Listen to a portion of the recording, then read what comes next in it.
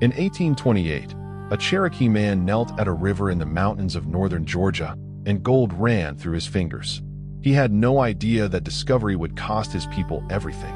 The Cherokee Nation was not a tribe of wandering hunters.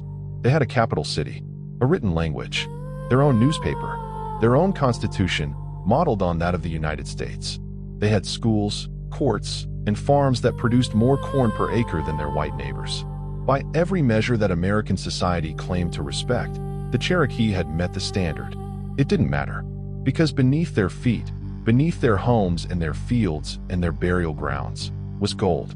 And the moment that gold was found, the United States government began the machinery of theft. Not secretly, not in the dark, in broad daylight, with paperwork, with votes, with the full authority of the law pointed in the wrong direction. Georgia moved first. In 1830, the state declared the Cherokee Constitution illegal, void, their laws erased by a vote. Thousands of illegal miners poured across the Cherokee border. Georgia allowed it, encouraged it, and when the Cherokee Nation took their case to the highest court in the land, they won. The Supreme Court of the United States ruled that Cherokee land was sovereign, that Georgia had no authority, that the Cherokee were protected. Andrew Jackson read that ruling and ignored it. The President of the United States looked at a Supreme Court decision, set it on his desk, and chose gold over the rule of law. He signed the Indian Removal Act. And then Georgia did something so brazen, so openly criminal, that it should have ended careers and started trials. They held a lottery. In 1832, the state of Georgia raffled 35,000 Cherokee land lots to white settlers. 133,000 people entered. They drew tickets for farms that Cherokee families were still living on. The winners rode out to claim their prizes and knocked on doors that weren't theirs to knock on. Then came the soldiers. In 1838, the United States Army entered Cherokee territory with bayonets fixed and wagons ready. Families were pulled from their homes, given minutes, sometimes less. The homes that weren't taken were burned, so no one could return.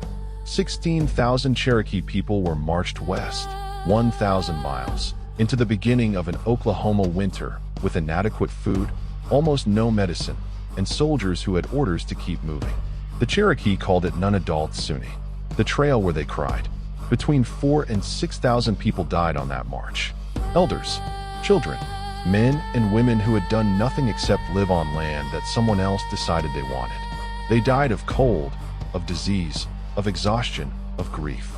And they were buried in fields beside roads that led away from everything they had ever known.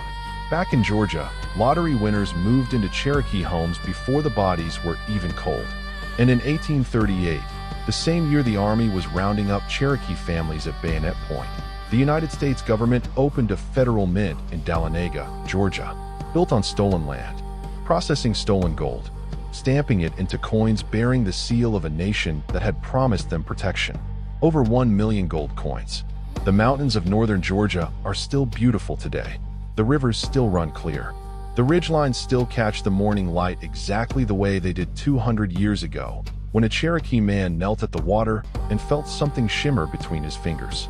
He couldn't have known what was coming, but the men who came after him, they knew exactly what they were doing.